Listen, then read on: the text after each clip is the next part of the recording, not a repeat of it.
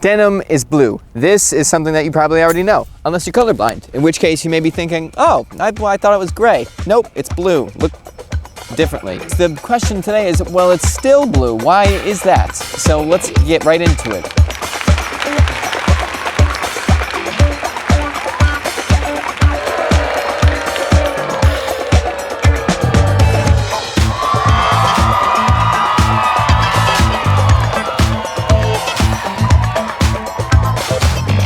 This video is sponsored by Hookberry. What? I know. Hello YouTube, I've never done an intro like that. That was supposed to hook you in. Today, we are doing a little research as to why is denim blue originally, why was blue picked, and then why is it still blue? Because there's kind of a boring answer and then there's a more fascinating answer, so I figured we could do both. In other news, we've made it. This video is sponsored by Hookberry. Special shout out to Hookberry. You're the first ever sponsor on the Iron Snail, so very cool to... Anyways, either way, this is the Flint and Tinder hoodie from Hookberry. It is a 10-year hoodie, 23-ounce fleece, and it's guaranteed to last 10 years, or Flint and Tinder / Hookberry will repair it, replace it, and make it amazing. So more on that later, but thanks Hookberry. Oh, by the way, all the money that comes in from these Hookberry donuts is going straight into the Iron Snail, so hopefully I can start buying outlandish things. Why are Lamborghinis so popular? When I say denim jeans, I am talking about riveted denim jeans made by Levi. Levi's jeans, the first jeans that got really popular in the US. There's denim fabric goes way back, or twill fabric goes way back, indigo dye goes way back, but Levi's really combined the two in a mass manufactured way. There's a lot of really cool reasons why indigo is like this magical dye and has all these cool properties and all these cool things that it does. And then there's a very boring reason as to why indigo was probably used on denim, which is basically the correct answer, but all the other stuff is really cool. Stop. Also, special thank you to Bezad and Risa for helping me make sure all this information is correct. They're from Naked and Famous. Hey everyone, I'm Bezad. I'm Risa. And we're from Naked and Famous Denim. Thanks for listening to us talk, and thanks for letting us be a part of this video, Michael. Yeah. We'll hopefully see you soon. And by that they mean go to Japan, which I would love to do, but frankly right now I can't. I have to edit this video, but maybe after. Levi Strauss did not start off with the blue denim jean. Actually, he started off with duck pants that were not blue. And then what happened was Jacob Davis added rivets, and Jacob Davis and Levi Strauss came together and they made the blue jean. So that's all you really need to know. So this first reason I came up with by myself. I want to absolve Bezad and Risa from this because it could possibly be the stupidest thing. I think Levi Strauss maybe made them blue because blue looks good when it's contrasted with the yellow of gold. That's definitely Adam Driver, right? Which these jeans were really popular with the gold rush in the US. And that definitely may sound stupid, and that's because it is stupid, and that's definitely not the reason that he made them blue. You know, maybe he had a little bit of an artistic eye. Now, the reason denim was a darker color, not necessarily blue, was to help hide stains, because the people that were wearing jeans at the time were doing things that weren't usually very clean. People regularly would wear suits made of wool and stuff like that, so denim was made to hide stains, be tough, and hang around. I'm wearing Birkenstocks, by the way, because the Doc Marten review gave me huge blisters on the back of my feet, and then I got boots from Hookberry that also gave me blisters on the back of my feet. So now I have 2 blisters on the back of each foot. I wrote this down about the chemical properties of indigo, which are why indigo was very important at the time. Still not the full reason as to why it was used, but we're getting much closer. So the oxidized form of indigo, which is blue, when it's not oxidized, indigo dye is actually green. It's insoluble to water, which helps the color stick to the jeans despite being washed hundreds of times. Other colors at the time would fade too much, and other colors, other dyes, were also not as UV resistant as indigo. So if indigo was in the sun all day, which is probably where it would be if you're working outside, it would not fade. It fades on a different reason that we'll talk about later, which is why denim is still blue today, which is cool. I feel like I'm talking like a robot in this video. The boring reason why indigo was the color chosen for jeans was because it was the cheapest, most effective dye that Levi Strauss could get. That was a dark color. See, told you, not very fun, but this is a pretty cool thing to read. Until the introduction of synthetic dyes at the end of the 19th century, indigo was the most significant natural dye known to mankind. So indigo was basically just the most popular thing at the time. It wasn't black, but it was blue. It stayed blue for a really long time, and it was super cheap because it was super abundant.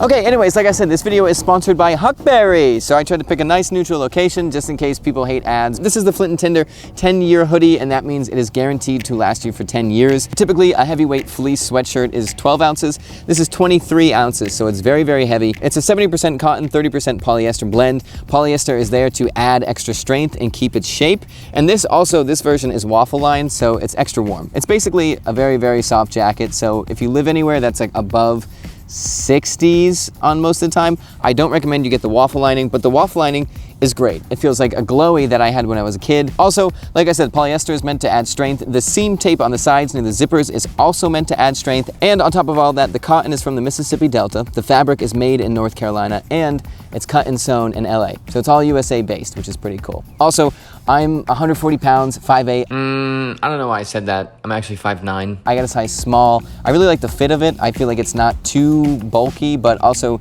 being so heavy, it doesn't really get in your way. So if you really like it and you want to help me out, go to my description and you can buy it through the link there. If you don't like me, but you like the hoodie, you could also get it not through my description, and then Hookberry will think I'm not generating any business for them and they'll fire me. Hopefully that went well. So anyways, why is denim still blue? Because a few reasons. One of the reasons was because they were so tough that people would be like, yeah, I literally pulled Dave's buggy out of the mud and we used my pants as rope. And people were like, you're kidding. They were definitely getting popular just because the strength of them was amazing. The rivets in the jeans really, really made them popular. I just want to apologize for the little flower petal that's stuck in my hair, and for this shot being out of focus, and for this. Besides the structure of the fabric and the rivets, people were also freaking out about the indigo dye used on jeans. So they were like, hey Dave, you know what I heard? And Dave was like, no, what'd you hear? I heard that indigo is antibacterial, so we can wear our pants longer without smelling, and they'll keep us safer from bacterial diseases. Whoa, you're kidding, that's crazy. Also, I heard indigo keeps the bugs away from you. And Dave was still like, wow, that's awesome, that's really... And also, one more thing, snakes don't like indigo. Which all of that, there's probably some truth to every single one of those things, but it just kind of created this lore about these pants that are super, super strong and won't rip and can pull cars, but they're also antibacterial. I don't think that was a very big deal to people in the 1800s, but they were like, oh my God, they don't smell as much when you wear them. Or they repel bugs, and snakes don't like them. Honestly, secretly though, I think the whole they repel bugs thing is just because the denim was so dark that they couldn't see the bugs. Not that I think people in the 1800s were dumb. But yeah, so there was all this like lore and all this crazy stuff about magical denim jeans and riveted pants and all that stuff. But another important factor is it doesn't seem like this ever changed, but there's always a very strong admiration for gritty working class people that wear clothes out and they get holes in clothes, especially with jeans, which is the biggest thing that we'll get into in a second. Everybody else is wearing a suit, and this other guy just came from the gold mines, and he's filthy and so yucky, and look at him go, and my wife thinks he's cute. That was also a really big thing. As everybody probably knows, in the 1950s, there was the guy wearing the suit that would go to work, that was proper, that looked like a Sears catalog, and then there were the guys that rode motorcycles and cried in movies, like James Dean and Marlon Brando and people like that, and those guys wore white t-shirts and blue jeans. But the more important thing is that other colored dyes can't do what indigo can, which is fascinating. Especially in 2022 when I feel like anything can do anything until I need to find out what that anything is, and then it still doesn't work. Not a lot of dyes can do what indigo can, and the dyes that can still can't do it like indigo. So really super quick briefing, when you are dyeing, well, I should say, this is cotton, twill, and indigo. Indigo dye does not penetrate the fabric. It basically sits on top of the fabric. And denim has a warp and a weft. The warp is on top and blue, and the weft is white and on bottom. Obviously you know this, if you rip your jeans in certain areas, the weft comes out and puffs up, so that adds a lot of contrast. But the way that indigo dyes denim is that as you wear denim down, physically rubbing it together, the indigo itself flakes off and creates very, very high contrast wear, which is what's so important. We'll get into sulfur dyes in a second. Indigo specifically is really, really good at that. And what it's really not good at doing is fading when it's out in the sunlight. Blue denim jeans are one of the most alive pieces of clothing that you can get, next to like leather or something that ages over time. Which means that people, being very curious, are like, wow, that's really cool. And these pants are becoming more and more mine every day, and like all these holes and rips and fades and stuff are because I wore them. And you may be asking, well, what about sulfur? Well, I've heard that canvas can fade. That's very true. Sulfur dye is a way of dyeing things that I feel like is the closest to indigo dyeing, but it's not quite there yet. Obviously, you can get black jeans that fade to gray. Those are dyed with sulfur, but I asked Behzad and Risa about this because I figured this would come up, and this is what they said. Long story short, you can achieve fades with sulfur dyes in different colors, but the fading won't be nearly as strong as indigo, and it's very difficult to dye things with sulfur dyes besides black because it's hard to dye evenly, so you can miss your targeted color for the garment quite easily. So anyways, long story short, denim is still blue because culturally significant, and it's really the only dye and fabric combination that completely tells your story in the pants.